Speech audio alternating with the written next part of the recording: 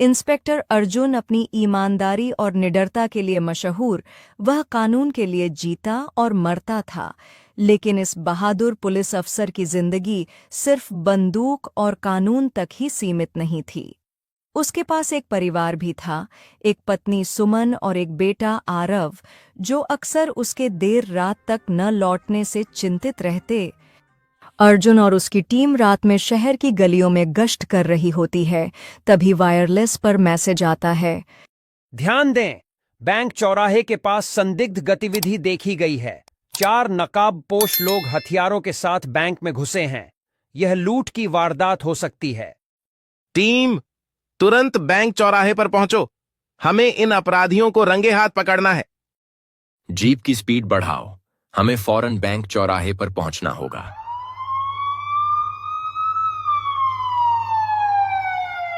Sir, अगर वे भारी हथियारों से लैस हुए तो हमें बैकअप बुलाना चाहिए। हर सेकंड कीमती है सुरेश, अगर हमने देरी की तो वे भाग सकते हैं। बैकअप को बुलाओ, लेकिन हम पहले पहुंचकर स्थिति संभालते हैं। पुलिस की गाड़ी सायरन बजाती हुई बैंक की ओर दौड़ती है। जैसे ही वे पहुंचते हैं, अंदर से गोलियों की आवाज आती है। 4 नकाबपोश लोग हथियार लेकर बैंक से बाहर भागने की कोशिश कर रहे होते हैं। टीम, सभी अपनी पोजीशन ले लो। कोई भी बिना मेरी इजाजत गोली नहीं चलाएगा। पहले उन्हें सरेंडर करने का मौका देते हैं। बैंक के बाहर 2 गार्ड घायल पड़े हैं। बैंक के अंदर से चीख पुकार सुनाई दे रही है। लुटेरे अंदर बंदूकें ताने खड़े हैं। ध्यान से सुनो, तुम चारों गिर चुके हो। पुलिस तुम्हें चारों तरफ से घेरे हुए है। हथियार डाल दो और बाहर आ जाओ। कानून से बचकर जाना मुमकिन नहीं। हमें रोकना तुम्हारे बस की बात नहीं इंस्पेक्टर। हमारे पीछे बड़े लोग हैं। अगर जान की सलामती चाहते हो तो हट जाओ। कानून के हाथ बहुत लंबे होते हैं। देखता हूं कौन बचाता है तुम्हें। हम 5 मिनट में बैंक से बाहर निकलेंगे, लेकिन गाड़ी और सुरक्षित रास्ता चाहिए। सर, ये लोग हमें गुमराह करने की कोशिश कर रहे हैं। मुझे पता है सुरेश, हम इन्हें उनकी चाल में फंसने नहीं देंगे। तभी पुलिस के शूटर पिछले दरवाजे से अंदर घुसकर 2 लुटेरों को काबू कर लेते हैं। बाकी बचे लुटेरे घबराकर बैंक से बाहर भागने लगते हैं, लेकिन अर्जुन और उसकी टीम उन्हें घेर लेती है। खेल खत्म, हाथ ऊपर करो और जमीन पर घुटनों के बल बैठ जाओ। ठीक है, हम सरेंडर करते हैं। लुटेरे हथियार फेंक देते हैं। पुलिस सभी को गिरफ्तार कर लेती है। सर, इस बार फिर हम जीत गए। अभी बहुत लड़ाई बाकी है सुरेश। जब तक एक भी बेगुनाह डर में जी रहा है, हमारी ड्यूटी खत्म नहीं होती। रात को जब अर्जुन घर जाता है, हर दिन जान हथेली पर लेकर जाते हो, हर दिन खतरे में जान डालना। कभी सोचा है कि अगर तुम्हें कुछ हो गया तो हमारा क्या होगा? मैं ये वर्दी सिर्फ नौकरी के लिए नहीं पहनता, यह मेरा कर्तव्य है। जब तक इस शहर में अपराध है, मैं चैन से नहीं बैठ सकता। लेकिन परिवार भी तुम्हारी जिम्मेदारी है, सिर्फ ड्यूटी नहीं। आरव ने आज फिर पूछा कि पापा उसके साथ कब खेलेंगे। अर्जुन चुप हो जाता है। उसे एहसास होता है कि कहीं न कहीं वह अपने परिवार को समय नहीं दे पा रहा है। इतने में अंदर से बेटे आरव की आवाज आती है। वह जाग गया है और अपने कमरे से बाहर आता है। उसकी आंखों में नींद भरी है, लेकिन पिता को देखकर उत्साहित हो जाता है। पापा, आप आ गए। आज तो आपने वादा किया था कि मेरे साथ लूडो खेलोगे, लेकिन आप फिर से नहीं आए। बेटा, पापा की ड्यूटी थी, अगली बार पक्का खेलेंगे। आप हमेशा यही कहते हो। मम्मा सही कहती हैं, पापा को सिर्फ अपना काम पसंद है, हमें नहीं। यह सुनकर अर्जुन का दिल पिघल जाता है। वह आरव को गोद में उठा लेता है, लेकिन उसकी आंखों में अपराध बोध झलकता है। मैं जानता हूं कि मैं अच्छा पति और पिता नहीं बन पा रहा, लेकिन मैं कोशिश करूंगा। मैं चाहती हूँ कि तुम अपनी ड्यूटी पूरी करो, लेकिन अपने परिवार को भी थोड़ी अहमियत दो। अर्जुन, हम सिर्फ तुम्हारी जिम्मेदारी नहीं, तुम्हारा सहारा भी हैं। सुमन हल्का मुस्कुराती है और आरव भी खुश हो जाता है। अर्जुन के मन में यह संकल्प दृढ़ हो जाता है कि वह अपने कर्तव्य और परिवार के बीच संतुलन बनाएगा। घर में पहली बार सुकून महसूस होता है। शहर के सबसे बड़े गैंगस्टर रणजीत ठाकुर की खबर मिलती है। वह पुलिस को खुली चुनौती दे रहा था। एक पुरानी सुनसान फैक्ट्री के अंदर, जहां चारों ओर अंधेरा है, कुछ लोग डर से कांप रहे हैं। तभी भारी बूटों की आवाज गूंजती है। गैंगस्टर रणजीत ठाकुर लंबा चौड़ा, गहरे रंग का सूट पहने हुए, ठंडे और खतरनाक चेहरे के साथ अंदर प्रवेश करता है। उसके पीछे 4 बॉडीगार्ड्स खड़े हैं। सभी के हाथों में हथियार हैं। वह धीरे धीरे कुर्सी पर बैठता है। शहर में मेरी वापसी की खबर तो फैल गई होगी, है ना? सामने बैठे लोग चुप रहते हैं। कोई भी हिम्मत नहीं करता जवाब देने की। रणजीत एक आदमी की ओर इशारा करता है जो डर से कांप रहा है। अरे भाई, मैं सवाल कर रहा हूं, जवाब दो, या फिर मेरी बंदूक बोलेगी। ठाकुर साहब, पूरे शहर में आपका नाम फिर से गूंजने लगा है। पुलिस भी सतर्क हो गई है। पुलिस? इंस्पेक्टर अर्जुन, सुना है बहुत ईमानदार है, बहुत बहादुर भी, लेकिन उसे एक चीज समझनी होगी।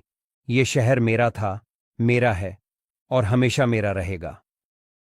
ठाकुर साहब, सुना है पुलिस ने आपके कुछ लोगों को गिरफ्तार कर लिया है।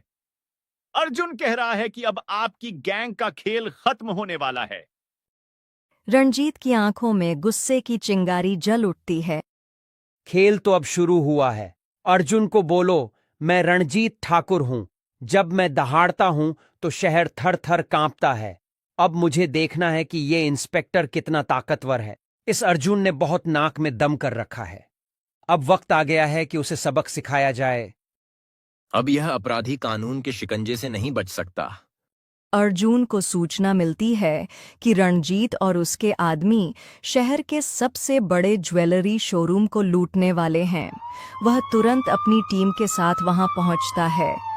आखिरकार आ ही गया अर्जुन, मैं सोच रहा था तू डर के भाग तो नहीं गया। इंस्पेक्टर, तुम हर बार मेरे पीछे पड़े रहते हो, लेकिन इस बार तुम्हें अपनी जान की कीमत चुकानी पड़ेगी। अचानक गोलियां चलने लगती हैं। अर्जुन और उसकी टीम बहादुरी से मुकाबला करती है। रणजीत भागने की कोशिश करता है, लेकिन अर्जुन उसे दबोच लेता है। तुम्हारा खेल खत्म रणजीत। अब तुम्हें कानून के कटघरे में खड़ा होना पड़ेगा। रणजीत को गिरफ्तार कर लिया जाता है और शहर को एक बड़े अपराधी से मुक्ति मिलती है। रात का समय, शहर के बाहरी इलाके में एक वीरान गोदाम, चारों ओर अंधेरा है। हल्की बारिश हो रही है। पुलिस की गाड़ियां गोदाम के बाहर आकर रुकती हैं। इंस्पेक्टर अर्जुन अपनी टीम के साथ बाहर निकलता है। उनकी आंखों में गुस्सा और इरादों में मजबूती है। सर, ठाकुर अंदर अपने आदमियों के साथ छिपा है। उसके पास भारी हथियार भी हो सकते हैं। आज उसकी हर चाल बेकार जाएगी। बहुत खेल हो गया अब। अर्जुन अपनी टीम को अलग अलग पोजीशन में तैनात करने का इशारा करता है। पुलिस चारों ओर से गोदाम को घेर लेती है। अंदर रणजीत ठाकुर अपने गुर्गों के साथ बैठा है, सिगार के धुएं के बीच मुस्कुरा रहा है। उसे पता चल चुका है कि पुलिस आ गई है। आखिरकार आ ही गया अर्जुन, मैं सोच रहा था तू डर के भाग तो नहीं गया। रणजीत ठाकुर, तू चारों तरफ से घिर चुका है। अब बचने का कोई रास्ता नहीं है। हथियार डाल दे। हथियार मैं नहीं डालता अर्जुन, मैं बंदूक से फैसले करता हूं। अचानक गोलियों की बौछार शुरू हो जाती है। रणजीत के गुंडे खिड़कियों और दरवाजों से बाहर फायरिंग करने लगते हैं। पुलिस भी जवाबी कार्रवाई शुरू कर देती है। चारों तरफ गोलियों की गूंज सुनाई देने लगती है। गोदाम के अंदर बारूद की गंध भर जाती है। सर, ये अंदर से मजबूत पोजीशन ले चुके हैं। सीधा जाना खतरनाक होगा। हम इस लड़ाई को खत्म करने आए हैं सुरेश। ज्यादा देर रुके तो ये भाग जाएंगे। अर्जुन अपने 2 कमांडोज के साथ दरवाजे की ओर बढ़ता है। एक ग्रेनेड अंदर फेंका जाता है, जिससे रणजीत के कई गुर्गे घायल हो जाते हैं। अर्जुन तेजी से अंदर घुसता है और सामने एक गुंडे को गोली मार देता है। चारों ओर अफरा तफरी मच जाती है। अर्जुन, तुझे लगा कि तू मुझे पकड़ लेगा? मैं रणजीत ठाकुर हूं। पुलिस के डर से भागने वालों में से नहीं।